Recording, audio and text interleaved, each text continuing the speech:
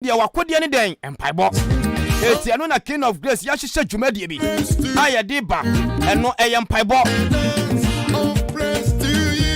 o Kristo ni bi wa se be osole anu ase wasole wo mompaye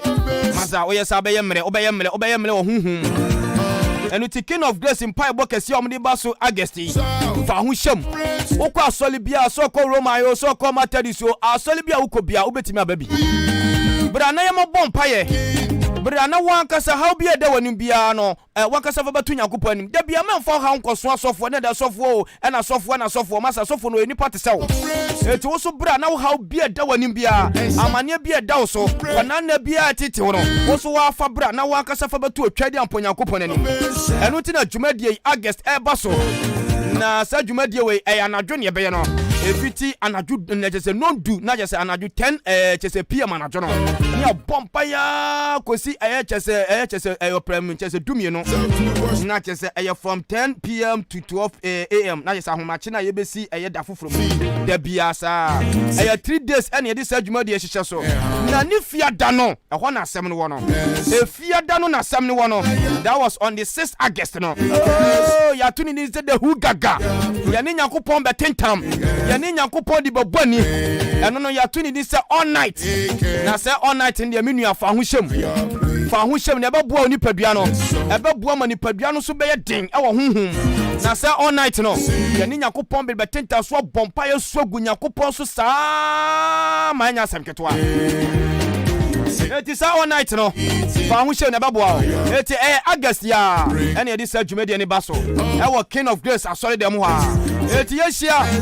August ya yeshia na yɛmfa all night no me de all night no kra ne hia no all night no obi amle all night no esase no na Nyankopɔn kasa honhom no ɛba be adwuma that was on the 6th August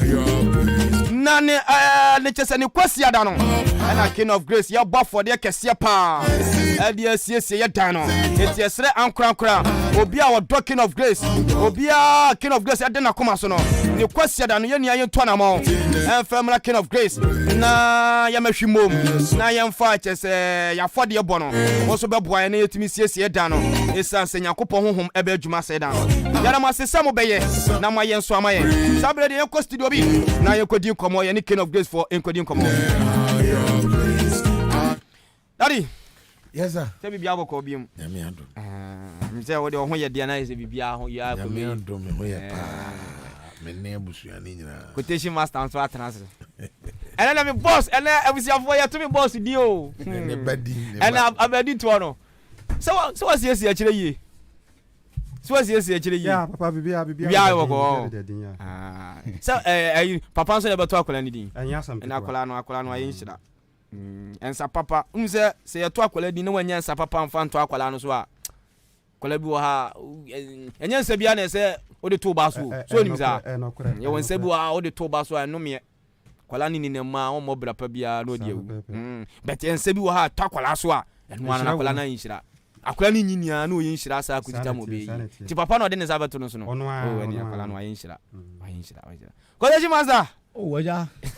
eze bibia foko Nyankopɔn adumo obinia oni se dia omo dia ma no kroma no master last week o ka be se bi kura buche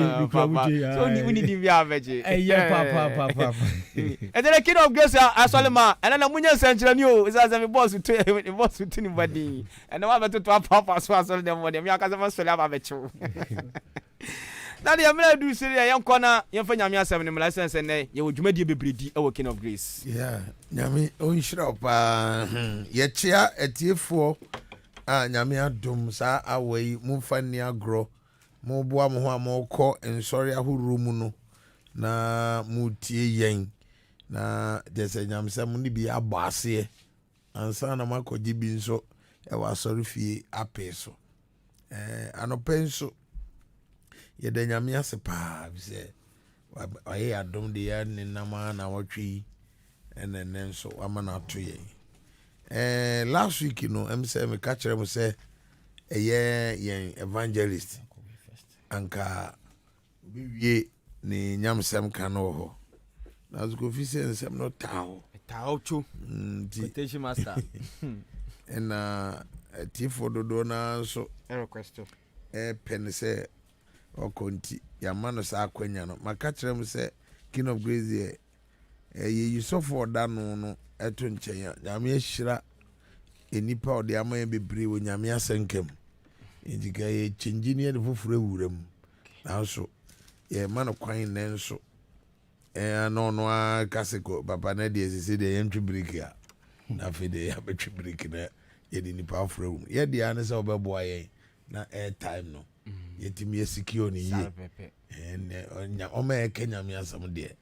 ende no kure ni nyame ama yɛ bebree nti anopai yɛsɛn gya sɛnkadwa no de ama evangelist Kofi Amoako ɔno na King of Grace asɔre no asɛmpa ka ekuo no ɔyɛ da no dani ti yɛ ba ha saa dwumadie nyinaa ne srɛ so de si nti Kofi aja anopai fire kwai sɔfo meda wase onyankopɔn so de biara da meka sɛ ɔnkɔ so anhyira wo amen nyankopɔn nkɔ so hyira wɔnyɛ ɔkɛse ne wadwen pa awurade de adom wo na yɛn so yɛdi w'akyiri a yɛtutu adam wɔ si wodie mu onyankopɔn nkɔ so ahyira wo amen yo emre na sa so bio sɛ etiefoɔ yɛne mo sɛ ahyia ɛnɛ da yi so ɛnɛ date go sɛ 18 fa na 18th July 2021 sɛ da so yɛ tenkwam a ɛyɛ awurade adom ne sound yɛ nyinaa baabi a radio ya no kɔpem bi a yɛ nyinaa bom ka sɛ awurade yɛda wase o amen sɛ woni yɛ di ne yie papa oh hallelujah awurade yɛda wase yo mu nua bɛ ma Kofi Amoako evangelist yesu driver ɛna no pay so awurade asam akwan sɛ yɛne mo san hyia mo fiefie mo kaa mu mo radio nketenkete kurakura mo saa biri kura obi twa kwan akɔ afuom awurade o hyira obiara awurade nkɔso anhyira obiara every 3 weeks ni a na yɛ 1 month deɛ ensɛm de mate different types na na day so no sɛ de kyerɛsɛm ne kan sɛ de biara da wɔ awurade adwuma a ɔyɛ de biara ne asɛm a wɔde ba na day so no ensɛm a ɔbɔ ade Nyankopɔn ɛde atomakoma so sɛ me ne anuanom yɛ nkyɛ no sɛ a beka sɛ me no evangelism no obiara ne deɛ na me evangelism we na me wo mu no me yofutufo pa a me tufo sɛ de be ya problem na enka ɛya ba wo so no problem enka ɛya ba no ɛnna nkoba because ye ntra ho nya nhwɛ han ansa na ɔhaw bi abeto ɛne akase wo obi hu yanka da bi ne sound no bible ni betufo ne sound bible ni be kyerɛkyerɛw ne sound awurade asɛ no be kasa sɛ ne be yanka mena bi a ɛka wo kwakoto mu no ɛbɛ parew hallelujah wow yɛtimi de yano yɛn akasa yano ɛde kekansɛm bi ɛde ma yɛ ho na akɔfa ɔhaw ɛde abrɛ yɛn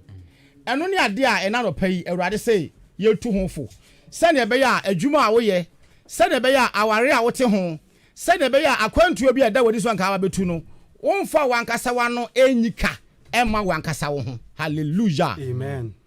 eti no yɛn kyale ho no yɛbɛdi kan hwɛ asɛm bi ɛwɔ odifo mika ɛyɛ mika ngoma no eti nson ɛkyɛmu num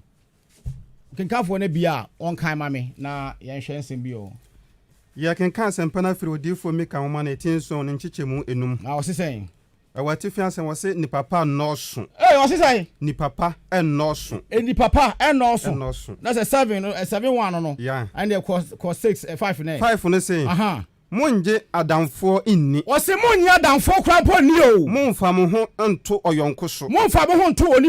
a ɔyɛ onyɔnko so bebre saa ɔba a wɔda okukum no ɔba krampo ɔda okukum a ne da ɔde ne da sɔreɛ no ne ho na wɛn wano ne ho mpo na ɛyɛ awɛn wano na to wano na reka hallelujah amen na sɛ awurade asɛm tika kyɛ sɛ ɔba a wakasa wate sika ware ni mpo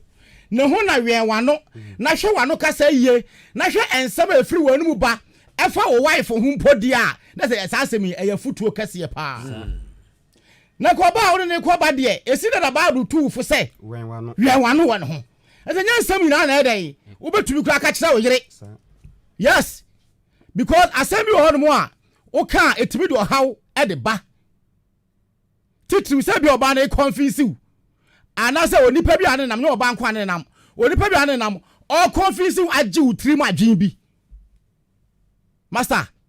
asɛm be free wonu aba na wa hwe ne yie sa yɛ sa betimi akasɛm bi a efiri wa wanu mu bae no saka wotimi sa atwe asem sa kwa wo yam biam na ye ya nka wo ye ne saa because ema wotumi hunu say asem efiri manum bae de mi hu ya kamanka ye eya mi secret o ye akwara hu mi ntwo mo na fe na besa ka kire onipa ne say eja nkatia asema me ka kire de besrew ema obi anti o na wanga sa asem ne hwe mu no awo ye the biggest wholesale mine no asem ne wo mu no wo watimi am asem na pie umu ababonten na nipa na wo waka kire no ona fe na wo pa de chew say besrew ema obi anti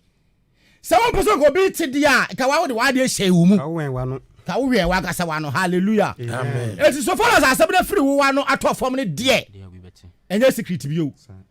said nkunim de beba e de beba said anim guase be brew so e de be brew inti awurade asempa famiko Jeremiah chapter 9 verse 4 and 5 ne yentoto aso yan hwe nipa bi o ma no etimi yi kade ma wo makasa ebesua de ende pa Jeremiah chapter 9 verse number 4 and 5 what's he saying wase mo hwe mo hu yie futu ra sa ba ha bi mu mo hwe mo hu yie mo yonko no awa mo yonko no ho na obiara mfa ne ho nto ne onua biara so obiara fa ne ho nto onua biara so na onua biara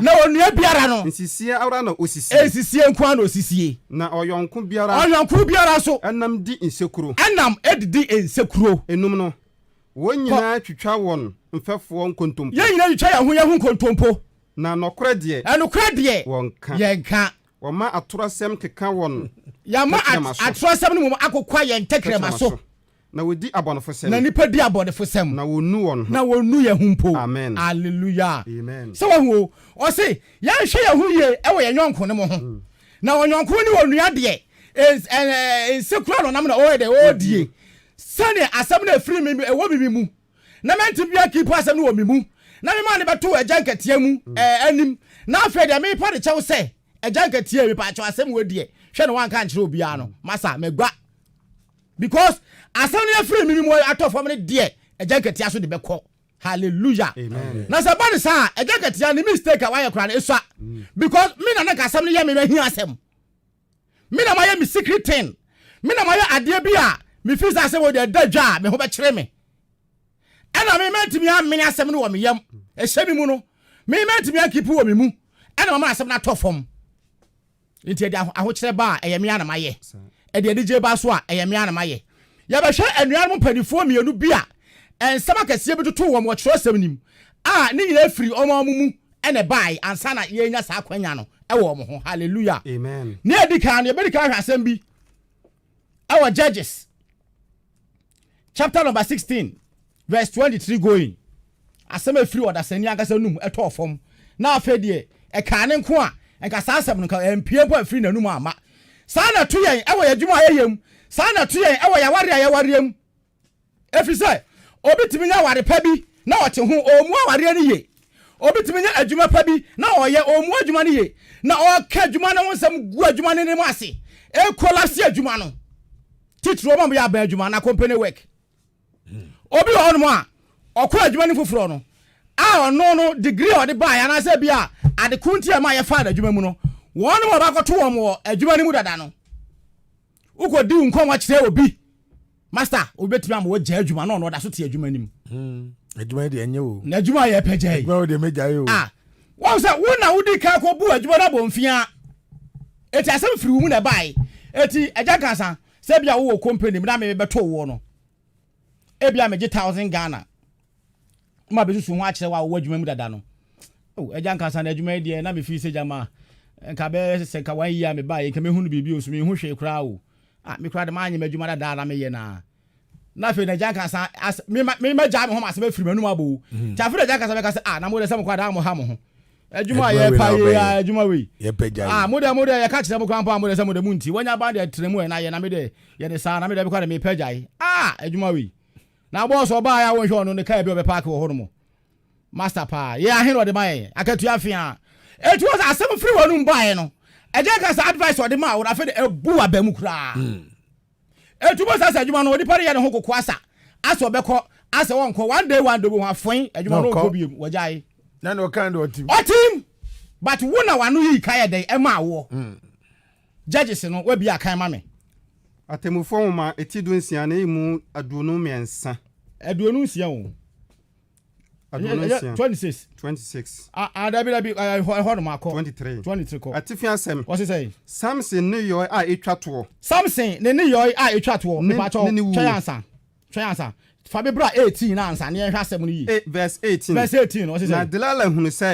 hunu say. Wakana kuma mu asem nyina. Samson akana kuma mu asem nyinara no. Osuma ma okofrefle Filistifo asafo hene no say. Osuman e ma ekofrefle Filistifo asafo hene no nyina ba say. Mummra preku yi. Afede mummra preku peyara. Efri say. Wakame na kuma mu asem nyina. Afede Samson asase no nko odaada me. Oka chese mo fa homa chekere me. Me test hwa emfa. Oka se mu hweso gu me so ma ho de beko. Me test hwa emfa. Oka se me roro me paboa. Me roro paboa no me test ho de hwa emfa.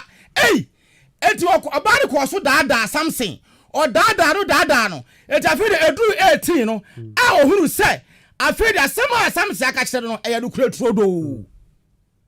Afede asema firi wonu ba ye eto afo kire wononko. E kire onua, e kire wadwuma ye ni no. Afede be wo se waka wo secret pa na ye dai a kire me. Ti afede okura wo muche.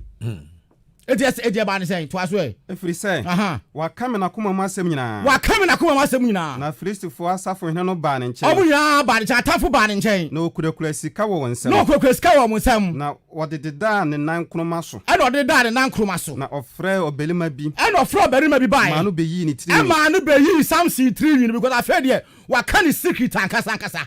Aka kire de yire Delilah say. Ha, de na me di ka kire wo nyina na me bua o. Na me dede o. Na me hwe say bia wo kra no obetua ye mbibia na but ba hwe hunu say wutimi nya me hwe eti afede eno kwara kasa na mai dai maka kire wo no sana no kwara ya Samson ka kire ne hu kan Delilah yi enu mo na ni original secret eti ma ne friend atamfo ye dai ebai ama ye be yi Samson 3 ni ye dai efri so na no asem ayi ni ka to aso na ofre berima bi ma no be yi ni tiri. Ofre baba bi special baba bi ebai. Mpese enso. Amo be yi ni tiri mpese enso. Na ofrase bre no ase. Afedie na no asem afirase bre ono ankasa na se. Na ho ode no firi ne ho ko. Afedie Samson ho ode firi ne ho ko. Na waka say. Ana waka say. Filistifo wa wosu. Filistifo na eba no. Samson. Na wonyane firi ne namu. Ana Samson nyane firi ne namu. Na wase. Na ofiri say. Firi adi sekane no. Ofiri so betimi asaye ne ho say akane na ho ode nda so wo ho a. Na ma woso me ho. Na ma woso me ho ahwe. Na ono de. Na ono Samson de.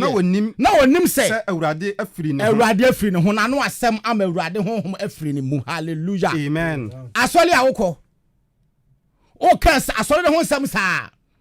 Yo asole de. Yo me de minya krank meja minya be kwa asole ba ko eto aye so no. Minya master o kansa nsam no obi bebo wadwen ama wafiri asole mu so ampa. Na ofiri mu so a onyame honhom konkro anka wo de wo saa asole da dani mu no e be free mu akọ. Uja ho afedo wa be loose. Master to aso. Verse 21. What's he saying? Na Filistifo no kire no tutu nani. Samson anu ayi kaba no. Samson macho man. Samson ohodini. Anko wo so ne ho a. Edipa nyina adware wɔ nanim. Ne yire de no ama se be free ono ananu mu baaye. A kire the secret. Ama ye say Samson. Waye mre. Na Filistifo no kire no tutu nani. Filistifo kire tutu nani. Na wode no kɔ Gaza. Wode kɔ Gaza. Na wode kɔ brem frafra nkonsonkonso gu no. Afedi edi Samson ho agro. Na wonyam ayuo apokyerefo fi. Eye. Afei sabehwe efri 23 no eba no. Na ye hwe Samson ankoye macho man. Samson ankoye hoodini. Samson owai jatanum. Samson osod dadie bo otimi kuwa no. Na no asam ayi kama no. Samson anu asam ama na ho ode atiko. Saa da dwuma wo ti oda achebe da dwuma wo ye. Obi afa se brabe boa me. Wakeka dwuma ne mu nsam saa. Ama obi abo wadwen ama wagya dwuma ne dia wa no asam ama wadwuma ye dai abo. Obi kuta obi ka. Okọ awoba. Wa no asam. Me ka ewura ide o brasa se sa oji de be de so no do me de nya kranka me jai. We masapa. Na se ka ewura ba ku yo ne me ma say the talk yi. Ono kra oji se si kra po bia 50 Ghana na ma say nkwa de. Wo se me ba me fa just 2 cedi pence so no ye wo chima fi. Me da dwuma de me jai. Ubedi 2 cedi na chi. Eja adwuma no. Ekom ba be dew. Ekom mu ode ba be dew. Na nipa na woni ne boss atribu po no. Onu be yama wo no obesere wansa because what of form adwuma mu ina mu ye no ofia hei obekeka nsem bi ade nipa bi wadwa hye utrim amwa ko bie wa no akoka de ni kwase ye ka ye beyi wadi amekoma dew Mpanyinfoɔ sɛ adwuma bɔne ɛnti sɛ korɔ no adwuma bɔne ɛnti sɛ wote fie eti adwuma a woyɛ no susu ka adwuma no ho sɛm bɔne ne yɛyi wadi a wohu ya enka wa nya adwuma no na firi wano ebi na ato Samson no Samson hu ya enka wa ka secret afa kyerɛ Delilah Samson hu ya enka wɛn na no ɛwɔ ne yere ne ho wa wɛn na no bie na no ɛka na koma mu no korɛ ɛde kyerɛ ne ho ka ni nti afei de Samson ahodin ni yɛtutu nani yɛgro ne ho according to Judges chapter 16 verse 23 kan Atifia asem what you saying Samson no yo a etwa to ne Samson ne yo a etwa to ene wuo to aso kenkan na Filistifo asafo he no hia sɛ Filistifo asafo hifo nyina hia sɛ wɔre bɛbɔ afɔde on bɛbɔ afɔde kɛse ama wɔnyame aba ɔmunyame dagon no na wɔgye wɔnani na wana gye wɔnani na wɔka sɛ na ɔmo ka sɛ yenyame de yana tamfo yenyame no de yatamfo Samson ahyɛ yɛn so hwɛ about the saying na Filistifo yi abubakom ko da omunyame ase akasa fe de yenyame edis yatamfo Samson ahyɛ yɛn sa efiri Samson na nkasa no asɛm no pen dada ɛna wonya no nti asɛm no firi wɔdo no bae no nkasa de no ho hallelujah etu na ma mesi ade bi a yɛ wasɛm hia ɛnka kyerɛ obi o ɛna onipa koro wa ka kyerɛ de sɛ we de wo nko na meka kyerɛ wo oboa efiri wo no mato fam no was ade yɛ wasɛm hia no wo wa masɛm na to fam obi na wo ho ban ma wo gya wo ho Samson to aso masa verse 24 what's he saying ɔman no hunu no ɔman ni na hunu no yi wɔnyame no aye ɔmo yi ɔmunyame because ɔmo saka ɔmo tamfo kɔ na wɔka sɛ na ɔmo ka sɛ yenyame de yɛn tamfo yenyame de yɛn tamfo ne yɛn asase sɛifo ɛne yɛn asase sɛifo no a wɔkunkum yɛn mu pii no wɔkum yɛn mu bebree no ɔde ne ho aba Samson de ho aba waka de etuam na ho ɔde ne nyinaa na afei de wakyerɛ aseɛ Samson wo ne yakye wi hwɛ sɛ afei de ɔno ana no ayi kama no hwɛ sɛ ɔbɛde ase da ɛkɔma ɔmunyame bi ɔno ano na yi kama no sana ware na wote ho no sɛ woyɛ loose na wode wano keka nsambɔne fa wale ne ho o miku die na da mpɛdifo kwa sɛ wusu awale gya unya wale pa na keka nsam sa na master me ni aba ɛno yɛ bonsam topic o na sa wale ne free wo sɛ kwekwe woma wo kwa wale na bra ne yɛ wayefro na mo yɛ yoduom wale so no sabi mpo be asa bada no wa wotamfo eti ada wo be loose na wa no be yi kama ama wa ware na guo no wo ba be toom e wo fie ho bio obi be ko obi hye na ko dan na me ase e be ko won hye da topic papa bia me da urade ase o na watwi asem papa bia mate asem papa bia mate no de saa nyum no kwa ide asesi so asem be ya na wate e ye wa no akoyi kama e wa ware ase na wa be fie esa be di sijanti e na wonyon ko se wate asem papa bi na firi wa no ti adwuma a woyɛ aware a wote ase akwantu abekɔ aya susumu ano mprew ɛwɔ wo nsɛm bi ho anya sa wa wobeyi wo ho to anya sa wobeyi wo ho to ama de ko na nka de pa bi a wabɛyɛ no agye agu to aso ma me bla ɔse wadu he 25 no kɔ 25 say na bre na won ani agye no bra do mani agye no wɔka sɛ ɔmo nyina ka sɛ mo frɛ Samson na ɔmɛgoro nkyerɛ yɛn wada hɛ Samson adane comedian Samson afei de ɔmɛgoro nkyerɛ yɛn it said I go here man go hand spinners because Samson wɔ hɔ so Bible no kyerɛ sɛ yɛde nkɔnsɔnkɔnsɔ bi ayɛ dɛn agugu ne nsa yɛtutu n'ani ɛne yɛsɛ tutu n'ani nkɔnsɔnkɔnsɔ no kora wotumi sɛ ɔba na ɛwo so ɛde ɛwo so kora bia na sɛ ɔde di asɛw sɛ ɔde yɛ dɛn o ohu de ɔyɛ no ho na firi ɔno ana no na no ayɛ dɛn ayi kama no hwɛ afei de Filistifo bɛgye ɔmani a yanko ha spinners o yanko ha agro bia agofuma bia nka say mo me yanko fa brass band no mebo enwuma yen Samson ohodeni akadi pa suro no akadi pa fere no na no yi kama no no afere Filistifo e de ne ba ba gi omani to aso ko na okofra Samson firi apokyerefo fie bai okofra ni firi prison ho bai na ogoro wonanim na Samson be goro nanim na wode no gina adum no ntam na wode no gina adum no ntam na Samson ka kyerɛ abofra a okura ne nsa no sɛ wonya dai jaime nu e na me nso adum ni mu a ɛwɔ dan no sisuo no mu ɛwɔ dan no sisuo ni mu na mentwere na on twere kakra hwa de 27 o se sɛ enso na merima ne ma ayefie ho ma ɛyɛ fasi wansa dia beka kwasi sɛ Samson a na nka yo hoɔdeni aka akofo a nipa soro no na no ayɛdan ayi kama no na no ayi kama na fa de ɔno na yɛ guru ne hui Samson na fa de yɛ di ne ho fawi Samson na fa de ɔmo de di agro a che say utimi sa afa de nani mo nyama edan asa na firi hwan efiri ono ana no enti Awurade asem tu yefo say ya hwe ya no ye ya nwa ya no awo yen komodie mu a na ebi no ase ye no Famiko Genesis chapter 37 ne fa asem lemla wie Genesis chapter 37 verse 26 akopim 31 ne fa asem bi o Genesis wabi 37 aye verse number 26 was in Yuda catch the nuanom say wabi he fa no Genesis 37 verse 26 there be bla 5 dance 37 5 dance 37 verse 5 verse 5 no call it down na Joseph so daye oso daye na bre a waka kire nuanom no bra Joseph ka daye kire nuanom no tane no obo tane no sene kane no esene akane no wa no asem to aso e na waka kire won say muntie maso daye o na hwe na ya kyekyere ayuo afiafi a wo afum mini anu mai muntie sema me kan na dwumi da me so daye bi na ya kyekyere ayuo ewo afiafi bi mu ewo afum na me afi no sore gina kyereben no Joseph say ono na fi na wa kyekyere de na bua na wa kyekyere de esole gina kyereben na hwe mo afi no na mo de me de no ho hia na mo de no atwa me de no ho hia na rekoto me de no ko na nuanom ka kyerɛ no sɛ ala nuanom ka kyerɛ ne sɛ kyerɛ sɛ aha wuli bedi yɛ no so ɛkyɛ sɛ wasema wo kan una wa bedi yeso ana so wuli bedi yɛ so tumi ana bedi tumi bi wɔ yeso na ne da yɛ ne nsɛm no nti ne da yɛ ene ne nsɛm ɔka yɛ nti ɔkɔ so tane ne bebree ɔmokɔ so tane bebree ɔno ana no asɛm hallelujah amen ɔno asɛm afiri na no mu bai daye oso ye na ye no one secret because so daye na wa anka nkyere obi a obi ntimi hu de daye kwa ye dey oso yi na oso ne daye na ono asem de firi na no mu bai na o kyerɛ mu kyerɛ ne nuanom sɛ me so daye no na ya kyekere ayuo bi na ayuo no me de na sɔle agyina na momo de ne de kotokoto me de no akɔfa otan abrɛ no Joseph ano asɛm akoyi ne ka to aso e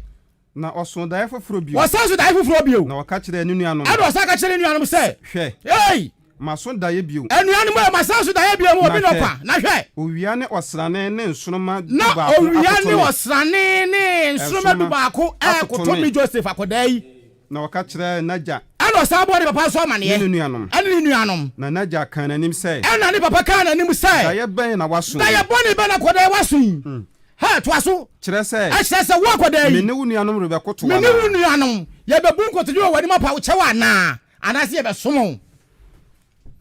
Joseph ano onso ayi kai dey ama no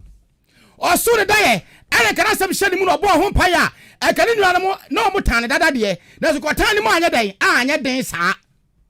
eti asem afiri wanu mu ba efa wadwuma ho asem afiri wanu mu ba efa wana ma otuo bi ho aya ahye ni ye enya asem nyina ene afiri wanu mu tofom a obi na bɛbɔ ho ban ama wo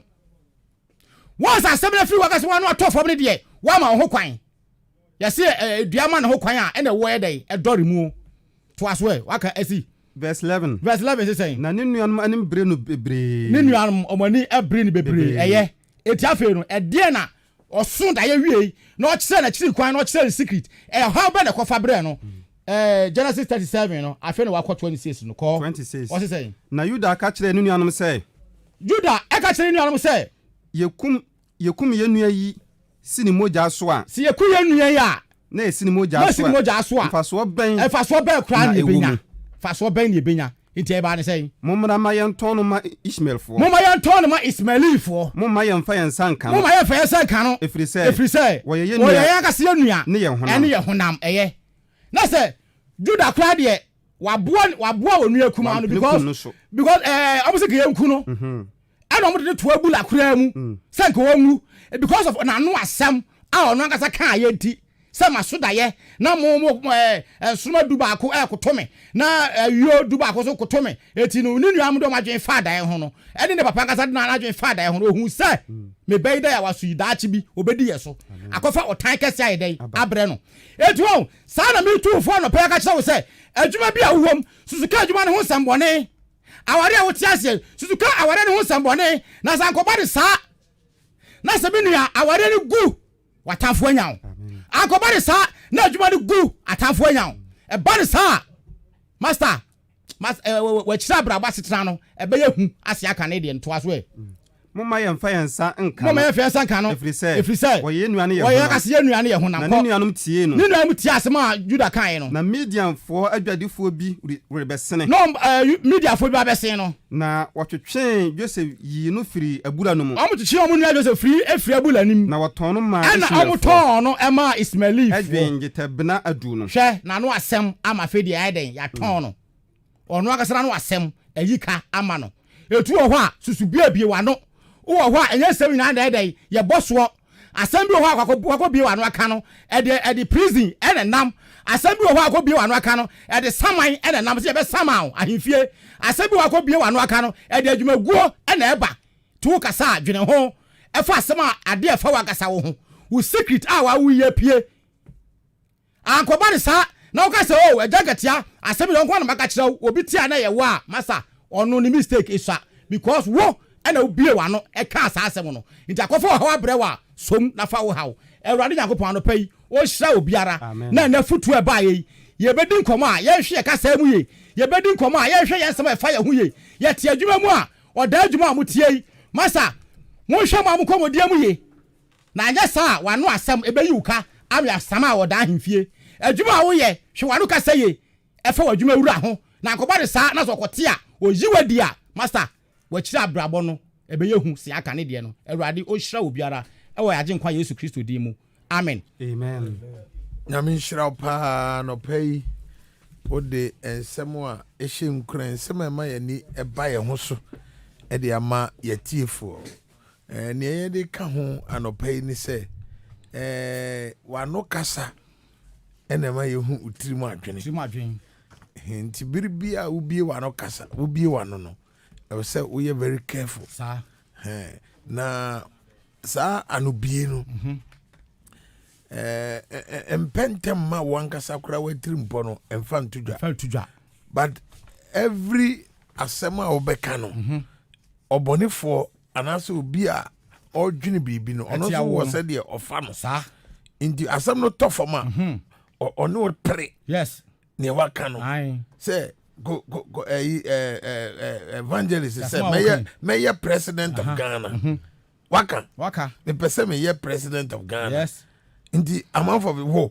go fi amako and I was president of Ghana everywhere so ono ba ko andi say wonya din a ono ba ko e wode wabie na ma sususu wonya din a udimi nya president yes indi nsem bi aye be kananu na meka bi e wo fie me ne me wife ne sister ne ka asem bi guys asem bi a wo ka no unya kape obi etie ni a e be free mu aba